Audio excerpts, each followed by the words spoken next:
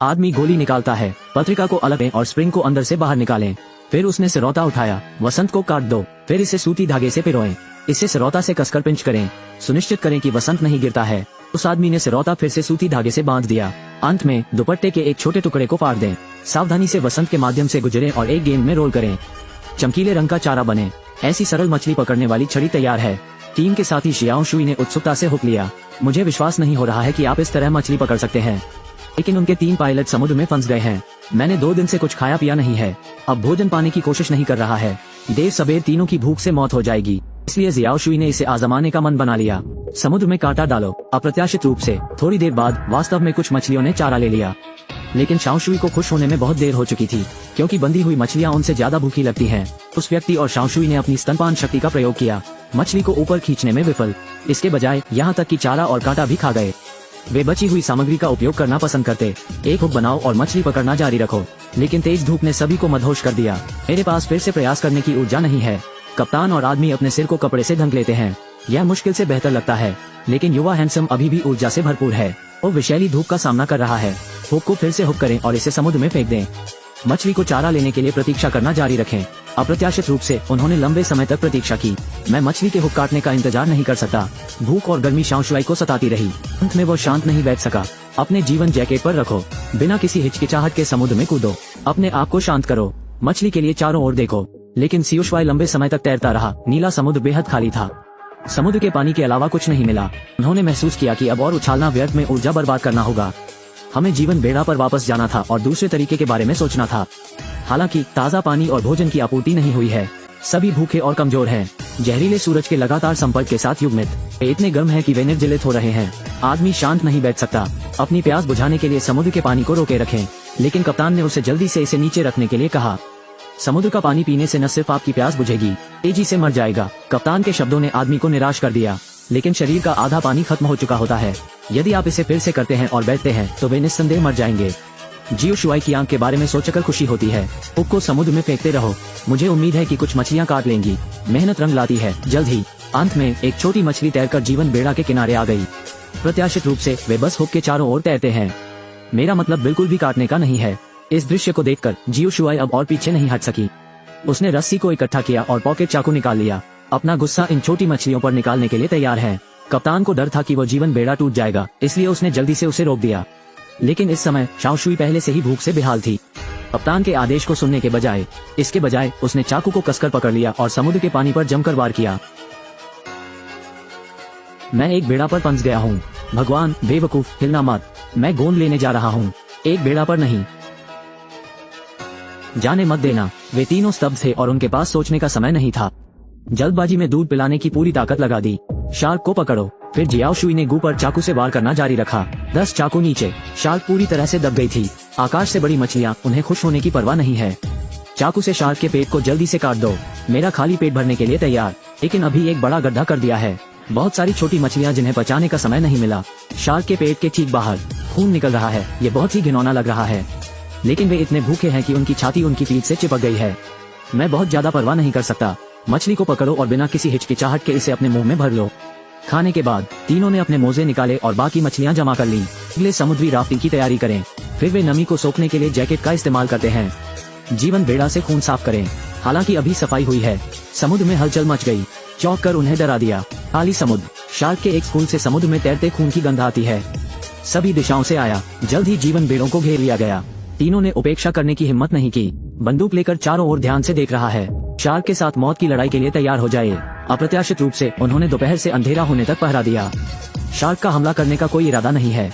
मुझे अंधेरे समुद्र में कोई हलचल नहीं दिख रही है। शाओ शुई ने सोचा कि संकट का समाधान हो गया है। जीवन बेड़ा के किनारे लेट जाओ। चेहरा धोने के लिए तैयार शांत। लेकिन उसने सिर्फ अपना हाथ समुद्र में डाला। शार्क कहीं से निकली। जियाओ शुई के दाहिने हाथ पर जोर से काटो। सौभाग्य से जियाओ शुई ने काफी तेजी से प्रतिक्रिया की। साथ ही आदमी और कप्तान ने समय पर पट्टी बांध दी। घाव सिर्फ खरोंच का है, गंभीर नहीं है। लेकिन घाव का इलाज होने के बाद सभी को फिर से चिंता सताने लगी। जब तक खून की गंध रहती है, वे हमेशा शार्क के निशाने पर रहते हैं। बचाव करना नहीं जानता। बस जब वे नुकसान में थे, उस आदमी को अचानक पता चला कि समुद्र पर बारिश हो रही है। थोड़ी ही देर में बारिश की बूंदें भारी और भारी हो गई। यह न केवल खून की गंध को पतला करता है और उन्हें बहुमूल्य ताज़ा पानी पीने दो। अगली सुबह खून की गंध पूरी तरह से गायब हो गई। शार्क भी जीवन बेड़ा के आसपास से भाग जाती हैं। समुद्र ने आखिरकार अपनी दुर्लभ शांति हासिल कर ली है। खाने पीने के बाद तीनों को एहसास है कि समुद्र में रहना दीर्घकालिक समाधान नहीं है। तो कप्तान ने अपनी जेब से पेंसिल निकाली, लाइफ जैकेट पर एक नॉटिकल चार्ट बनाए। वो सीखे गए नौकायन ज्ञान पर भी आधारित था। इस समय तीनों लोगों के स्थान की पुष्टि की। यह अभी तक खत्म नहीं हुआ है। कप्तान ने जियाओ शुई को लाइफ बेड़ा के किनारे पर लगी रस्सी को खोलने के लिए कहा। फिर रस्सी को लाइफ जैकेट से बांधकर एक साथ समुद्र में फेंक दें, एक संचालित पानी के नीचे पाल के रूप में। मैं इस समय समुद्र की धारा और समुद्री हवा का लाभ उठाने की योजना बना रहा हूँ। उन्हें जमीन पर ले जाओ। हालांकि एक हफ्ते बाद तीनों अभी भी अंतहीन समुद्र पर बह रहे हैं। मुझे एक छोटे से द्वीप की छाया भी दिखाई नहीं देती। क्या बुरा है, जो मछलियाँ उन्होंने पहले संग्रहित की थी वे भी खा ली गई थी। भूख से मरने से पहले जमीन पर वापस आने की दुआ कर रहा हूँ। भूख ने तीन को पंगु बना दिया। वे अपना सिर खींच रहे हैं। वे नहीं जानते कि दिन कैसे गुजारा जाए। ऊर्जावान शाओशुई भी भूख से पागल हो रही है। उसने अचानक उस आदमी की पिस्टल उठा ली। वह आदमी हैरान परेशान दिख रहा था, बस पूछने ही वाला था कि क्या हो रहा है। मैंने देखा कि शाओशुई ने धीरे से अपना बायां हाथ ऊपर उठाया। उसने कप्तान पर बंदूक तान दी।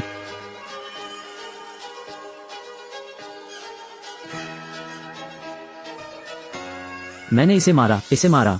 अच्छा खेला, मैंने हिट किया। गोली कान के पास से निकल गई। कप्तान न केवल डरे हैं, इसके बजाय वे उन दोनों के लिए खाना पाकर खुश थे। वो निर्णायक रूप से जीवन बेड़ा से कूद गया और अल्बाट्रॉस की ओर तैर गया। हालांकि उन तीनों के पास खुश होने का समय नहीं था। ये पता चला है कि रक्त की गंध शार्क को फिर से आकर्षित करती है। हालांकि शार्क पीछा कर रहे हैं, लेकिन कप्तान आमतौर पर अच्छी तरह से प्रशिक्षित होता है। जल्द ही जीवन बेड़ा तैरना, इससे पहले कि शार्क अपना मुंह खोले। बचने के लिए समय रहते जीवन बेड़ा पर वापस चढ़े। तीनों आराम की परवाह किए बिना मृतकों में से भाग निकले। झटपट पक्षी के मांस के 3 हिस्से बांट लिए और उसे खा लिया। लेकिन मांस का ये टुकड़ा दांतों के बीच फिट होने के लिए काफी नहीं है। वे भरे नहीं हैं। मामले को बदतर बनाने के लिए शाओशुई को पता चला विशाल समुद्र पर बह रहा है। कंपास और विस्तृत चार्ट के साथ लापता मदद। कप्तान द्वारा पहले की गई दिशा त्रुटि बहुत बड़ी है। वे रास्ते से हट गए हैं, भूमि से दूर और दूर। घबराहट पैदा न करने के लिए कप्तान सच छुपाया, लेकिन दोष देने के बजाय। इसके बजाय उन्होंने कप्तान के पिछले चार्ट को खोदा। उसे पाठ्यक्रम की दोबारा जांच करने के लिए प्रोत्साहित करें। सभी को समुद्र से बाहर निकालो। 2 ड्राइवरों के प्रोत्साहन के साथ कप्तान अब उदास नहीं है। उसने चाकू से जूता काट दिया। सारे ऊपर फेंक दो। फिर पैडल के रूप में काम करने के लिए जूते के तलवे में 2 छोटे छेद किए। शाओशुई और उस आदमी को हाथ से चप्पू चलाने दें। पुनः पुष्टि की दिशा में आगे बढ़ रहा है। हालांकि भगवान निष्पक्ष नहीं है। वे दूर नहीं गए हैं। समुद्र अंधेरा हो रहा है और तूफान आ रहा है। कप्तान ने आनंद फानन में दोनों को लाइफ जैकेट पहनने का आदेश दिया, लेकिन इससे पहले कि शब्द समाप्त होते लहरें तेज हो गई। अशांत समुद्र ने तुरंत कप्तान को उड़ा दिया। तब तक प्रतीक्षा करे जब तक कि वो अंत में जीवन बेड़ा पर वापस तैर न जाए। मेरी सांस पकड़ने का समय नहीं था। एक बड़ी लहर फिर से दुर्घटनाग्रस्त हो जाती है। उन तीनों को सीधे समुद्र में फेंक दो। चप्पू भी अथाह समुद्र में जा गिरे। इस महत्वपूर्ण क्षण में उन्होंने जीवन बेड़ा के लिए अपना रास्ता लड़ा। अनुभवी कप्तान ने दोनों को बताया, समुद्री हवा की दिशा का पालन करना चाहिए। जीवन बेड़ा वापस पलटे, नहीं तो सब समुद्र में डूब जाएंगे। मरने की कोई जगह नहीं। 1 2 3 लिफ्टिंग। दूसरी तरफ जाओ। मैं इसे पकड़ लूंगा, तुम पहले जाओ। कप्तान के मार्गदर्शन में 3 लोग एक साथ काम करते हैं।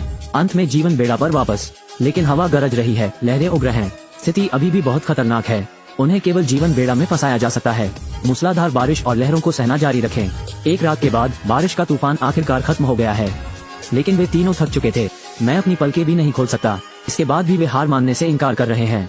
थोड़ी ताकत ठीक होने के बाद वे पतवारों की जगह अपने हाथों का इस्तेमाल करते हैं, बीच बीच में पैदल मारते हुए।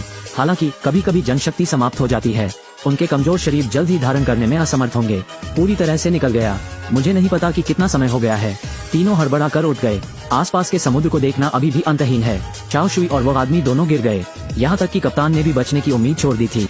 उसने अभी अभी बरामद की गई ताकत को समाप्त कर दिया। समुद्र के पानी को पकड़ना मुश्किल। मैंने परिणामों की परवाह किए बिना इसे पी लिया। शायद भगवान अब उन पर चाल नहीं चलाना चाहता। जब लोग निराशा में होते हैं, वे अचानक मिल गए। वो भूमि जो मिल न सके, ये बहुत दूर नहीं है। तीनों जमीन देखकर बहुत खुश हुए। बचने की उम्मीद हाथ में है। उनमें अकस्मात अक्षय शक्ति आ जाए। जीवन बेड़ा के किनारे तक जल्दी करो। धीरे धीरे भूमि की ओर बढ़ें। सभी प्रकार की कठिनाइयों के माध्यम से ये 3 मजबूत आदमी अंत में समुद्र तट पर आ गए। उन्होंने एक दूसरे का समर्थन किया और उस स्थान की ओर चल पड़े जहाँ लोग थे।